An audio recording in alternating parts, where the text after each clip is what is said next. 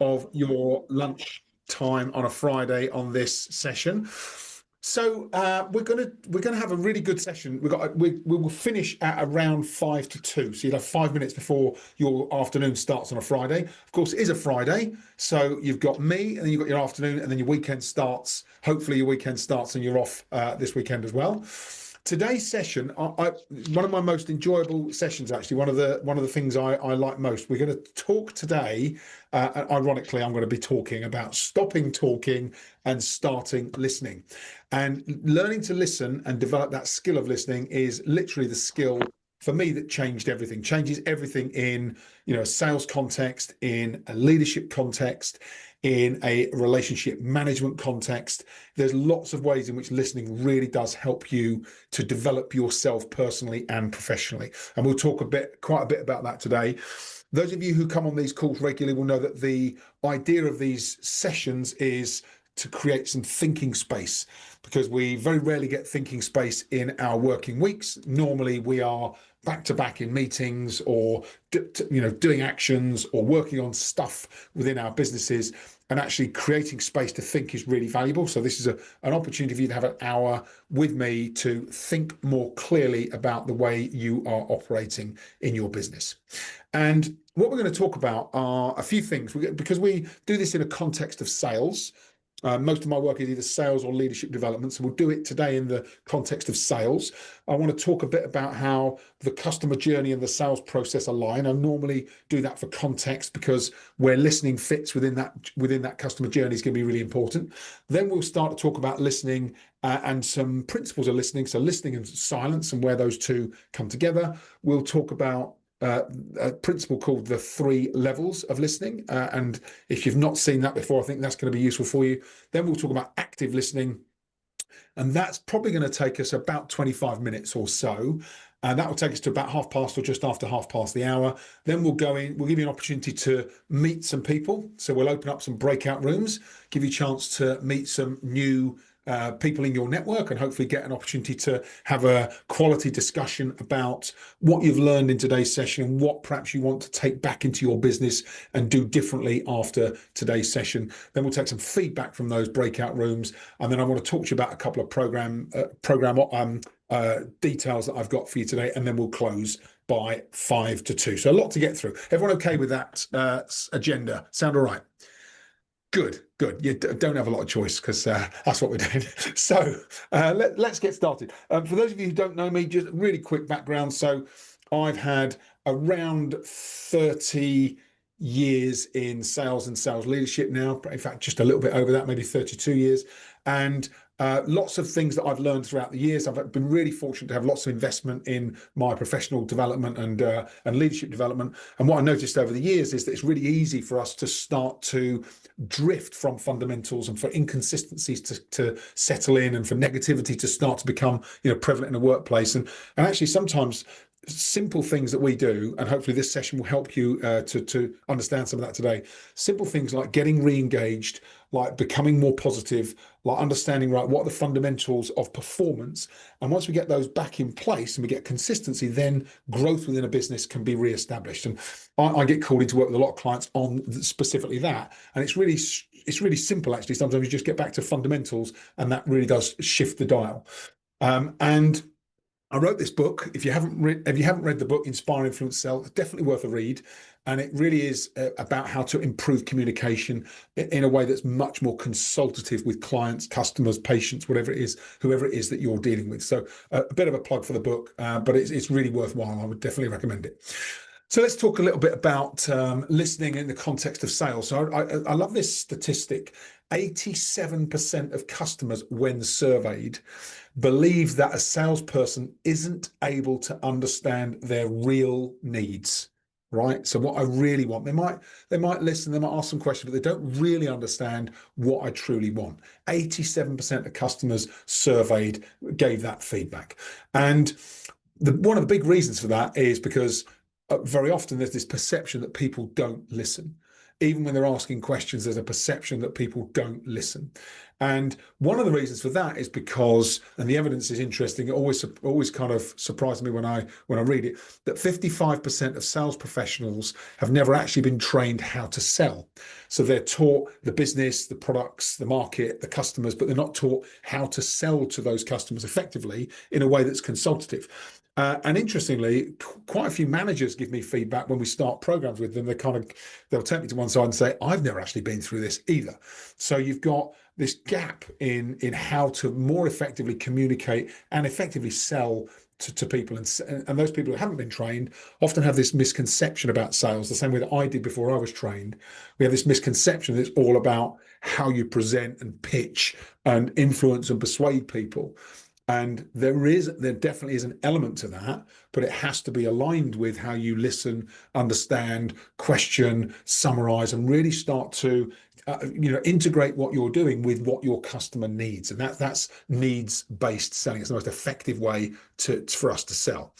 And talking about needs-based selling, let's talk about, I really like to think about the customer journey, stages of the customer journey and the sales process. And when we think about what's going on, really, we all are familiar with the traditional sales funnel. I always like to reverse the funnel. We reverse the funnel because in sales conversations, gravity acts against us. It normally takes people, if we're not following up with people, if we're not engaging them and inspiring them, then they tend to drop down that funnel. So I always like to think about the customer being in the first stage unaware of what's happening, unaware of the opportunity, unaware of their problems, unaware that there's a solution.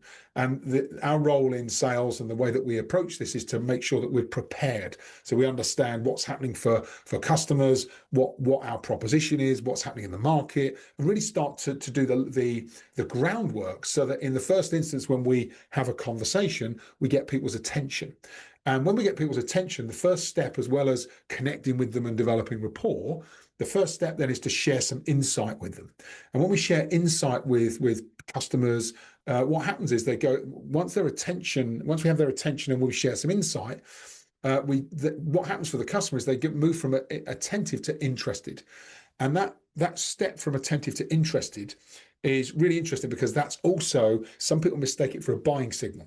And it's not a buying signal. It's literally a signal of interest. And when someone's interested, what we need to do then is ask them about their needs. So ask good questions, listen really carefully. We'll talk a lot more about listening in the next step. But really understanding their needs and getting them to start to talk themselves through their decision stages. So they then move from interested to having a sense of desire to change. Now, first two steps, getting people's attention, getting them interested, fairly straightforward. Getting people to move from interested to actually saying, I now want to do something about this, having a desire to change. That's where it gets tricky. It's much more an inside job for someone to go from I was interested to now I want to do something. And when someone is prepared to do something, and the only way we can get them to that stage, by the way, is ask questions and listen. So they guide themselves through those decision stages. That's the point at which when you start to talk about a solution, you're going to get a much more positive response. You talk about a solution to a customer who has a desire to do something about it, then they'll take action. But very often what I see and what a lot of my clients see is that until we really unpack this and understand it, if you start presenting a solution to someone who's only just attentive, then what you'll find is you'll get a response like, oh, let me think about it. I'm not sure it's the right time, or I'm not sure it's right for us. All of those responses are indicators that you haven't really understood what that customer needs. And so what you're met with is a kind of fob off or a response. But assuming that the customer is in a state of desire, they do want to change, you present a solution, they're much more likely to take action. And when someone wants to take action, that's when they're looking for you to start to lead. So then you make a proposal, you say, here's how it works. When we work with clients like you or customers like you, this is what a plan looks like. Here's how we help you get the result that you're looking for. And that's a proposal that then outlines step by step how they get their result. And of course, that encourages that customer to not only take action, but say, yeah, actually, let's do something. I'd like to become a customer. Even when a customer says that, what we should be doing is just making sure that there is some form of immediacy or urgency, that the customer understands what they're doing next, when they're going to do it, how you'll respond, when you're going to respond, and you guide them then through the next steps. And this is another big gap. If you don't do that, if you end the conversation with the customer saying, oh, great that you want to become a customer, I'll leave it with you and let's be in touch in a couple of weeks, which happens a lot. When you do that, you will find that very often the enthusiasm from that customer drifts. And before you know it, you're in a game of kind of tennis where you're trying to chase them for commitment. So that final stage is really important. And of course, then long term, we want customers that want to become loyal, that want to recommend their network, their friends, their peers. They want to refer you on to other people. And we do that through a process of feedback, review, and reflection. And that's how we start to build organic growth within our businesses that starts to become almost self-fueling in terms of the additional growth that we start to see. And that's the linear version of it. I like to think of it as sales as cycles. This is the cycle from the book. So you can see it becomes almost like an ongoing evolution of how we manage sales conversations so that we continually improve and develop and grow our capabilities with our clients. So a couple of other things I just want to mention. We have this tool called the Sales Acceleration Scorecard. I'll share the link to this at the end of today's session. And I love this scorecard because we developed it to help create awareness of some of the gaps in sales capability. And there's a couple of areas that are really relevant to today's session. The first one is this statement that we present to people that take the scorecard. It says, I'm a deep, attentive listener, and I can tune into my clients without distraction. And this is the average results of the 3,500 people that have been through it over the last 3 or 4 years. And you'll see that 33% of people agree with that, 13% strongly agree, but 42% disagree, and 13% neither agree nor disagree. So we'll take those as disagree. So what it's saying is it's almost it's like more than a 50-50 split. We've got 55% of people saying I'm not sure or I disagree that I can be a deep attentive listener and tune into my clients without being distracted, because distractions are rife in most working environments. And then the second sales scorecard result that I thought I wanted to pull together for today was this statement that says, I'm unsure how to link customer needs and my product or service in a powerful way every time. And of course, this links to whether or not you've listened and understood the customer. And what the results show us there is that 29% agree that they're unsure, 17% neither agree nor disagree, and 54% disagree. So 54% saying, yes, I can do that. But then 46% of people, almost half, saying, I'm not sure how to do this. I'm not entirely sure that I can do that either. So the way to bridge the gap on both of these really is about how we tune in and listen. So for us, I showed you this slide earlier with the wheel. Where listening fits for us is in this needs discovery stage, but really it fits across every element of the sales process. We should continually be tuned in, listening and observing our customers. But we're really focusing on needs discovery because that's where listening plays the most important role for us in sales. So the only way to truly understand what someone else needs is to do 3 things. Is 1, to be interested in what they're saying, what their situation is. 2 is to ask really good questions, the right types of questions. We won't cover that today. We'll probably cover that on a future session. And then to listen carefully to people. Okay, so the listening bit sounds like it's really straightforward, but it's not as straightforward as we might think, because listening is quite difficult. And I love these stats from this organization called the International Listening Association. And that is it's a real association. You feel free to look it up. And what the International Listening Association research shows is that the number one barrier to listening actually is us. It's just us and our intention or not to listen. But there's a few things that are quite interesting that when I learned them, I thought it explains a lot. The first is that when we speak at around 125 to 175 words per minute. That's what the WPM is, words per minute, according to the International Listening Association. We listen, however, at closer to 450 words per minute. So we can listen at almost 3 times the speed that someone speaks. So all of a sudden we start to see the disconnect. Our listening capability is much greater than someone's talking capability. So if ever you think, if ever you find yourself thinking, God, I wish they'd just get on with it, or I wish they'd hurry up, or I wish they'd speed up, it's probably because your capability to listen is greater than someone's capability to explain and speak. And then if you look at brain processing speed, what the estimation from the ILA is that we think, if you could put it into words, at closer to 2,000 to 3,000 words per minute. So now we've got like a 10 to 15 times gap between someone speaking and our ability to think and cognitively process and listen. So what that means is, for the average person, we absorb only 17 to 25% of what we hear. And of course, that creates this huge gap in our understanding of other people, and particularly in a sales or a interaction with customers. We create this gap in what they're explaining and what we're understanding. And that gap can sometimes be the difference between the customer's confidence in your ability to meet their needs. Because if I tell you something and you don't understand it, or I don't think you've fully grasped it, then my confidence in your ability to then deliver and create a solution for me is dramatically reduced. So this skill of listening has to be developed. It's not something that's natural for us because of the stats you see on the screen. And just a kind of incidental fact, the number one reason marriages fail, number one reason for citation of divorce, is one or the other party doesn't feel listened to. So it's prevalent and creates an issue, not just in our professional lives, but also in our personal lives. And I really like to think about these two things, that listen and silent are made up of the same letters. You can't do one without doing the other. And creating silence is really something that a lot of people struggle with. I'm sure you've had conversations with people where there is never a silent moment, where someone feels like they have to fill the space. And that's something that we have to work on as well, because most people are uncomfortable with silence.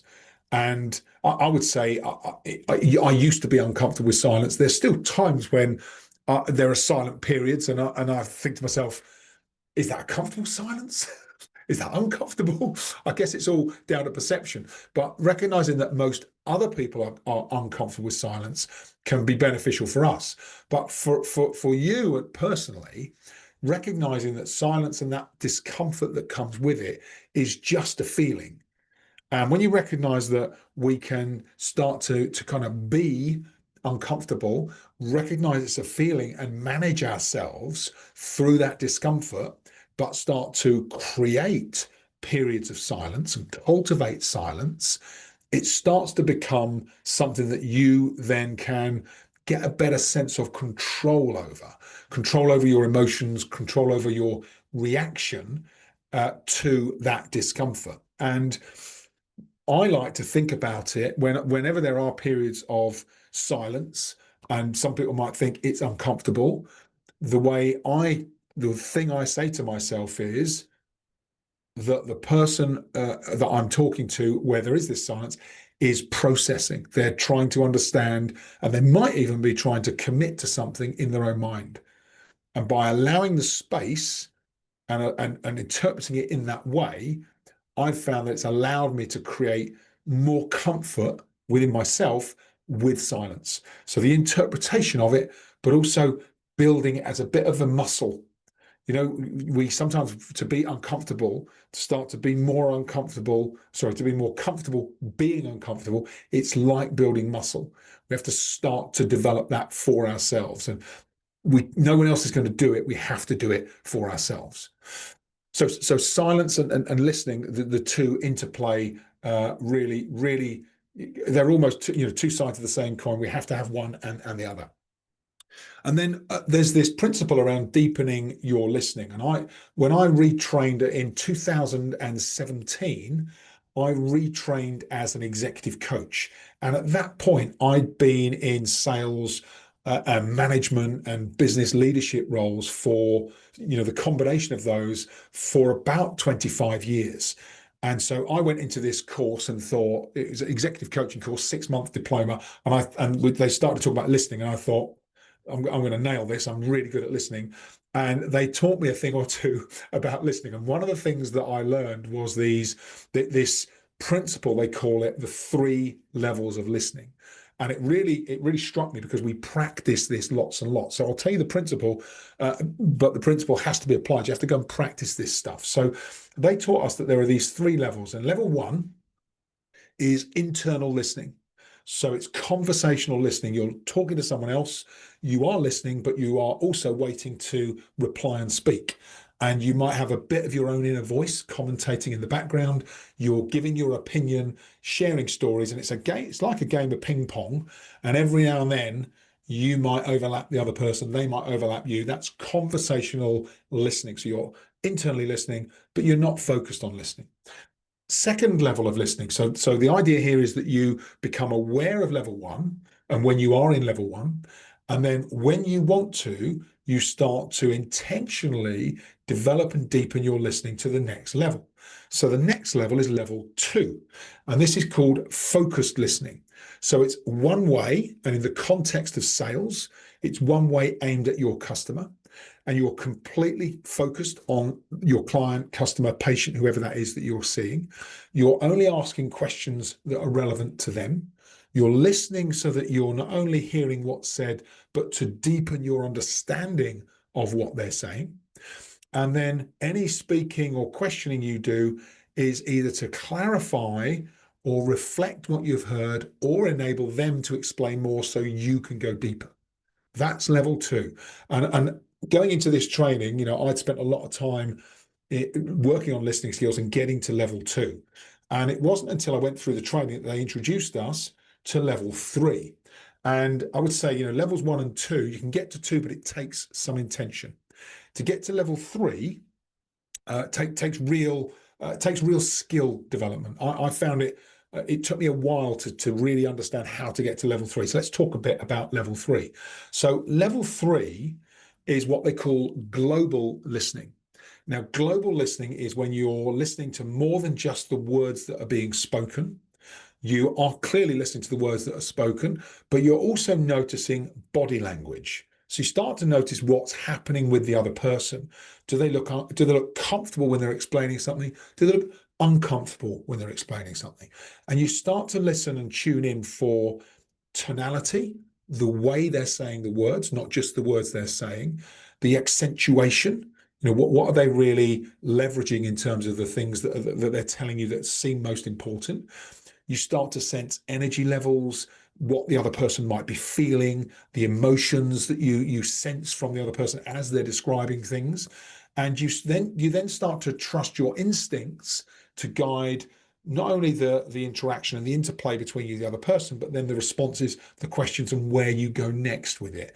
And it's one of those things you really have to experience for yourself to get. The closest thing before I did my coach training, the closest thing I could relate to this was perhaps talking with my partner, perhaps talking with my kids, my parents, where I was when I was really tuned into them and really close friends, and bringing that to my professional life and learning to do it at a client level, at a professional level. Actually, I found it really valuable. And in a lot of the work I did earlier in my kind of business in the last 8 years was what we call one-to-one executive coaching. And I think the biggest benefit this global listening gave me in those coaching conversations was that I would have a conversation with somebody and I'd be intentionally thinking about my listening and tuning into the other person.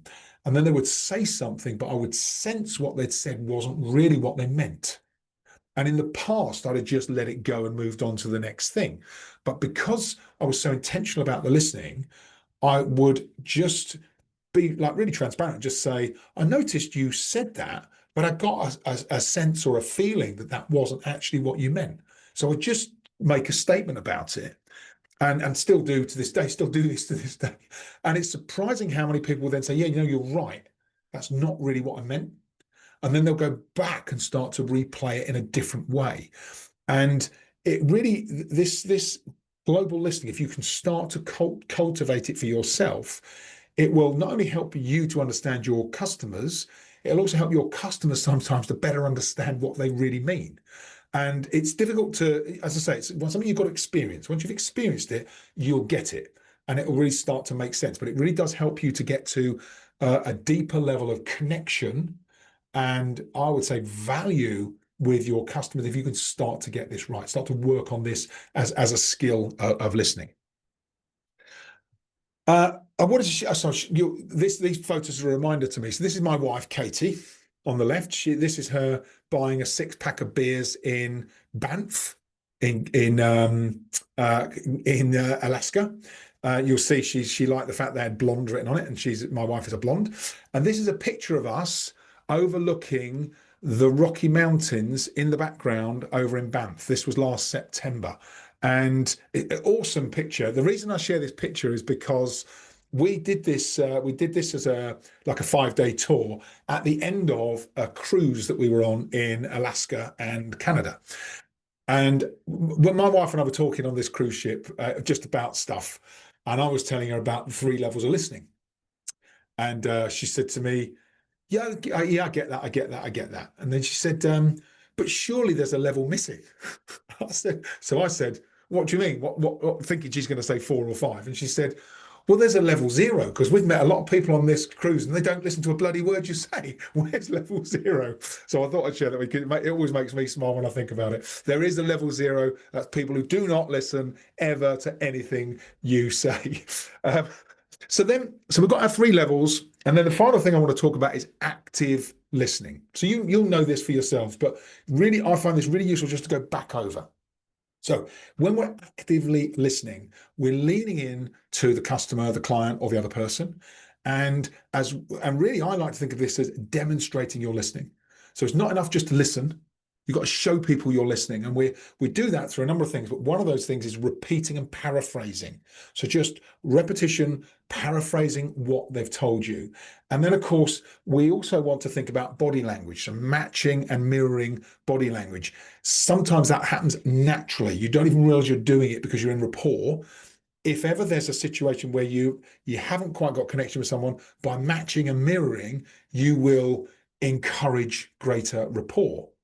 And really, I said we want to demonstrate, we want to show the other person we're listening so they get it. And you have to do this.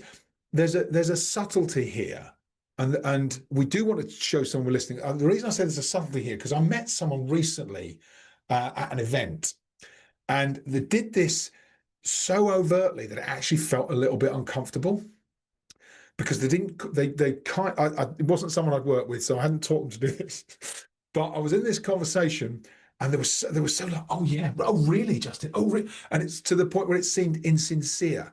So you have to get this right. There is a line. There's a fine line. You don't want to tread across that line, because otherwise the other person thinks, God, you're a bit too much. You're a bit too full on. So we do it in a way that's empathetic. And the next part we'll talk about kind of links to this as well, because it helps you to do it in a way that's really authentic. And then when we're listening, asking the right questions, listening, asking the right questions, at the end, we then summarize. And we summarize kind of key points and check for agreement. And the reason we do that is because it helps you to clarify what's been said and your understanding of it. It helps your customer to really get the sense that you have understood and that you've been able to summarize it and clarify things. And it also helps, normally when you're asking people questions and they're kind of giving you information, it tends to come out as a stream of consciousness. And the summary helps to build the stream of consciousness back into a really structured kind of list of priorities that helps that person think more clearly. It creates value as part of your conversation. And if you get used to summarizing, it actually forces your attention and you become more influential, because you are able to not only listen and understand, but summarize back. And it's one of those, the summary is probably one of the underutilized elements of our sales conversations, because we don't appreciate how much it brings everyone back onto the same page and creates that segue. And we won't cover it today, but the summary is the segue into, so if once the customer agrees that everything you've talked about is important to them, it's then really natural to say, so would you be interested in me talking to you about how I think I can help you with what you've described. It's like a really natural segue into solutions discussion, as we call it in our sales process. So active listening and summary at the end. And then in terms of how to do this active listening without coming across as like overly cheesy, then I always think about creating space and learning to pause between the customer speaking and you responding. And those micro pauses, 1 to 2 seconds, show that you're considering what they're saying. You're not just like listening and pouncing back and pouncing back. And it allows you thinking time so that when you respond, you're more measured. And what you respond with seems more substantial in hopefully in your eyes, but also in the customer's eyes. And of course, there's this thing about credibility and authority from people who just have a bit more. If you think about people you know who are really credible, who always seem like they have a sense of control, you will notice that one of the things that they have in common is that they tend to be quite deliberate. They don't rush conversations. They'll create pauses. They'll be comfortable with silence. They listen carefully. So that authority and credibility comes with the way people manage themselves, especially in those situations where you might sometimes rush or feel a bit under pressure to rush. They don't allow that pressure to make them rush. It creates credibility. Okay, so that's the content part of our session today. I hope there's a lot in there, isn't there? I hope you found that useful. I'm going to invite you now. I think some of you have said in feedback in previous sessions that the breakout discussions are your most enjoyable part of these workshops. I won't take that personally. Don't take that as a slight on myself at all. But it's also a valuable part of the learning. So we think about, whenever I think about these sessions, there's content, there's discussion with people on the call so that you can start to process your thinking, share ideas, and listen from their perspective. And then there's the replay back from each of the different discussion groups so that you learn from what other people have said too. So three elements to our learning in this lunchtime session. So let me open up. I think we'll do 3 breakout rooms today. I'm just going to do a random assignment. That gives us 2 rooms of 5 and a room of 4. I think that's about right. And then what I'll let you do a quick round of introductions. In fact, I tell you what I'm going to do. I'm going to recreate. I'm going to do 4 rooms because I think we might not be.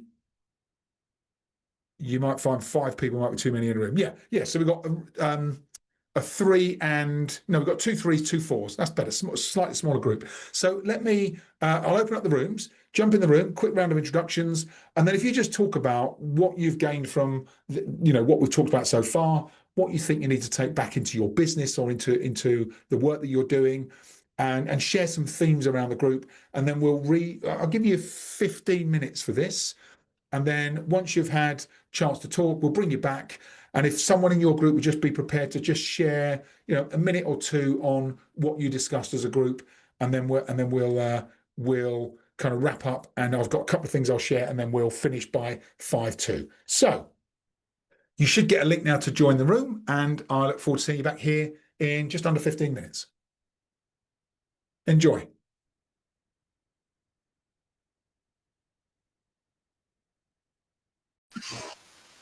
I like it a lot. Brilliant. We're all back.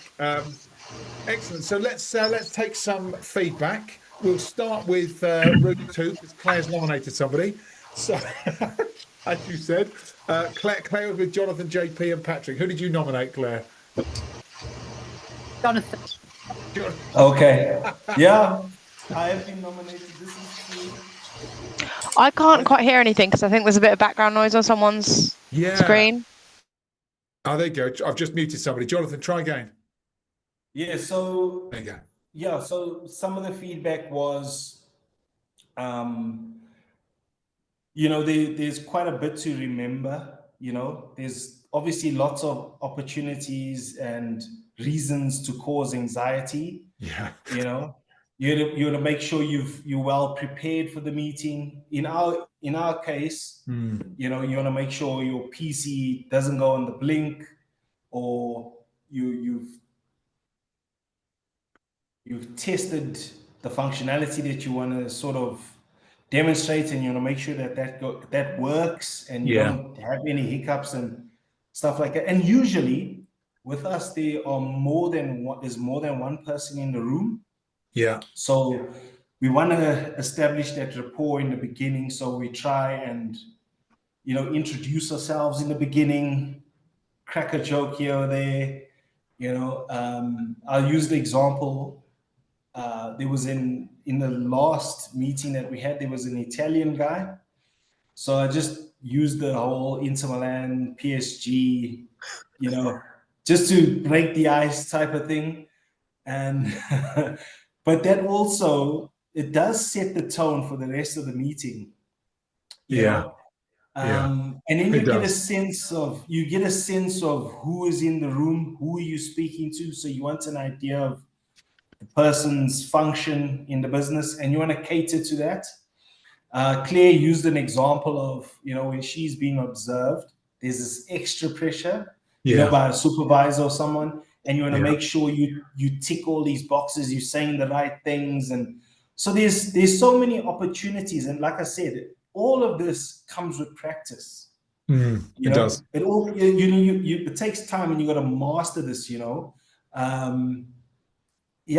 I mean, it's just, I think the more you do it and you try, the pausing, the repeating, and asking questions back, and it all takes, and JP also, you mentioned it as well. So you'll get a question, and we've got this question like 100 times. We know the answer, and we've got a solution. You just want to fire off, and just, but it's good to take a step back, a pause, just listen, get it, like you say, a deeper understanding of what is trying to be communicated, and then respond. Yeah. But I mean, you got thumbs up, Jonathan. You did a good. You explaining it. Thank you. Okay. You're right. It takes practice. All of these things take practice. Sounds really, you talk about principles and 3 levels of listening and active listening, and then in the moment when all the other stuff's going on, it's easy to forget and just get carried away or get enthusiastic or whatever it is. But it's so important to bring back those fundamentals and practice. And to Claire's point, it sometimes creates a bit of pressure when you've got someone else observing you. But it also creates awareness. The amount of times I've had either a manager or a coach with me, and then afterwards they say, "Did you notice this?" And I'm like, "No." And they can see, that whole Johari window, the things you can't see about yourself that someone else can. Or if it's recorded and your eyes are, and you're looking it back and you're thinking, "Why did I do that?" No offense, Chris, because I've got, my sales director on here. So not saying I'm not bothered about the observations, by the way. That's like reverse pressure you've just created now, Claire. Now pressure on Chris. Love that. Brilliant. Thank you. Okay, let's go to next room, which was Danielle, David, Jesse, and Dorcas. Who'd like to share back from your conversation? Okay, since none of us actually decided who would go for it before the time was up, I'm just going to jump in. Well done, thanks, David. Yeah, you guys can thank me later, Jesse and co. To not sound like a broken record, but there's this, like a word that Jonathan used, the word anxiety, which is one that I brought up as well, which is kind of an element that feels like it can run away with the session for both the ourselves and then also our potential clients.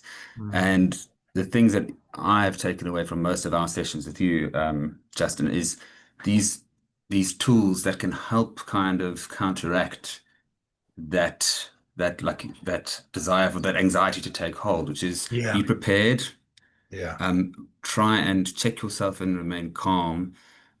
And if you have that kind of foundation, I feel like the listening then can happen in earnest, And at a final point, I mean, I know that Jessie, I think, mentioned something about the pause, that she really wanted to try and bring that in. I think I would have to say the same.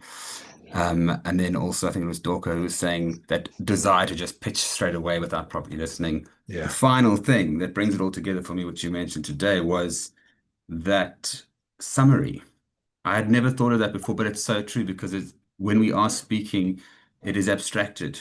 It's Yeah. that stream of consciousness, and the summary is a brilliant way to kind of bring those notes back, those key points, and I think establish a foundation on which to move on from there. So yeah, I feel like it's been really handy, these sessions. Excellent. Yeah, Good great job. summary, David. Thank you. Great summary. Did he do a good job, Jesse? Was he all right? He did a good job, yeah. Brilliant. Thanks, Glad it wasn't David. me, but he did a good job. Excellent. Thanks, David. Super. Okay, so room 3 was Alex, Benji, and Joe. Who'd like to share back from your conversation? So I was nominated to speak about our conversation. Yeah, brilliant. Thanks, Benji. No problem. So we started with, I started with the awareness of the fact that there was 3 levels of listening, and Yeah. I was only on the first. But now that I know about it, I'll try to be in the third, because we don't realize that we are there sometimes. So sometimes when you listen attentively, you do see those little movements of the body, the change in the tone. So yeah, I would like to probably focus on that side a bit more. But Jo had said that the one way she likes to kind of, I think because she's in a patient-facing role, so she likes to build rapport with patients and personally talk to them and all of that. But I think what I was trying to I forgot our conversation a little bit, because this was from the first part of our conversation, because we had a really long one. So we then spoke about putting patients in like a positive framework. So I'd been in this conference, this implant conversion training, because I'm in a marketing role, and they had said that if you ask a person, let's say if you are building that rapport, where is your favorite place to holiday, then they become like a lot more in a positive frame, mind frame. And Yeah. it's more easier to convert them into actual coming back to your clinic, let's say if you're in patient-facing role, like how we are as well. But I was also saying with the mirroring concept. So I think Alex, was it Alex or Joe? I think it was Alex. Alex had mentioned that she also, Alex, what did she say about mirroring? Something about trying to mirror a person.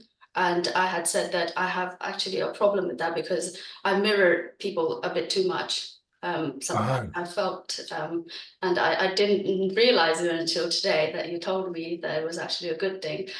But I've struggled with that a bit. So I have to constantly kind of remind myself not to do that too much, especially if they're, let's say, a bit more different than me.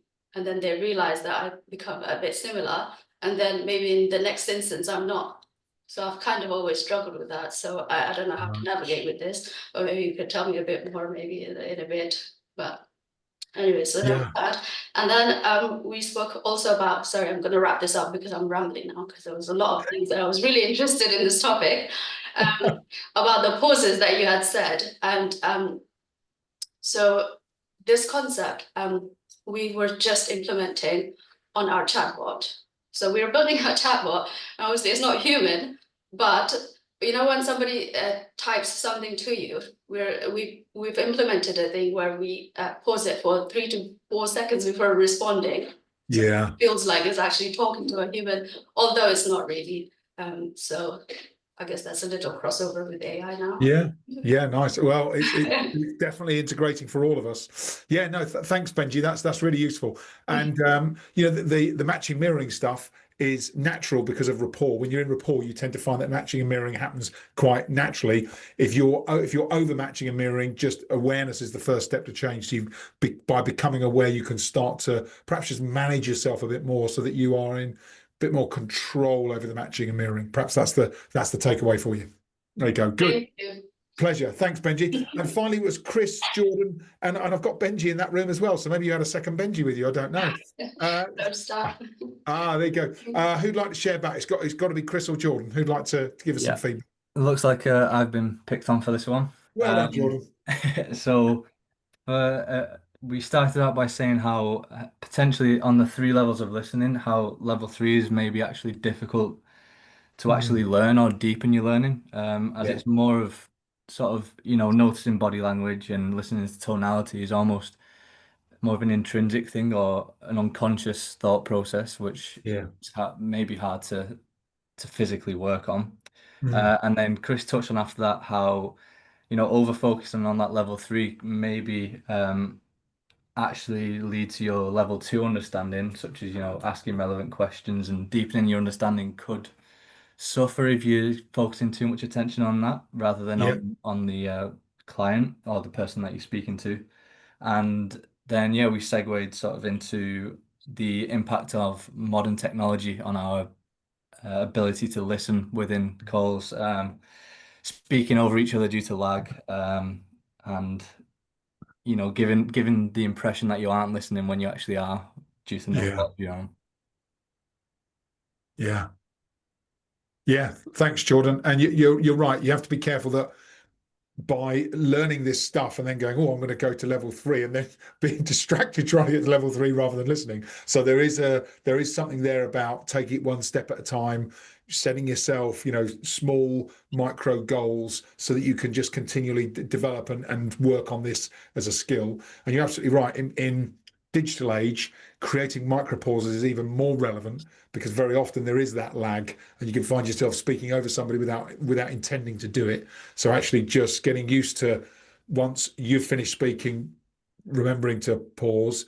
When someone else has finished speaking, let them go all the way through what they're saying, pause, then respond, and that helps you to overcome that issue with lag. Brilliant. Thank you all so much. Excellent. We are run right up to the hour, so I'm not going to do my final thing. I'm going to put in the chat. There are 3 links in the chat. One is the scorecard. The other is a link to a copy of a book you can download, which is like a micro book for Inspire, Influence, Sell. It's a 5,000 word version. If you'd like a copy of that, it's free of charge. Just sign up and you'll be sent it. And then there is a 45-minute discovery session if anybody wants to book into my calendar to talk about anything specific, either from today or from anything that you are working on. And because we're at 1:02, I'm going to wrap up and say goodbye to everybody. Can I actually, before we go, could I take a quick selfie? Can I take a quick picture of the group? Is everyone okay to come on camera if you have it? And then I'll if you're okay, I'll put this on socials as a group photo to say thanks to everybody for joining us. So I'm going to give you a countdown. We've got I'm going to do 3, 2, 1 so that you're all on camera. Ready? Everyone okay? So you can do your best smile on 3, 2, 1. Oh, sorry, hold on, I missed it. Do it again. 3, 2. Oh God, hold on. Anyone I think I've never used a camera before. Start again. Last one. 3, 2, 1. Okay, I got it. You all look wonderful. Thank you so much. Okay, have a wonderful weekend, everybody. Thanks so much for joining me, and I look forward to seeing you on our next workshop. All right, thanks everyone. Take care. Have a great weekend. Thank you. Thanks. Thanks. Bye. Bye. See you. Bye. Thank you. Bye.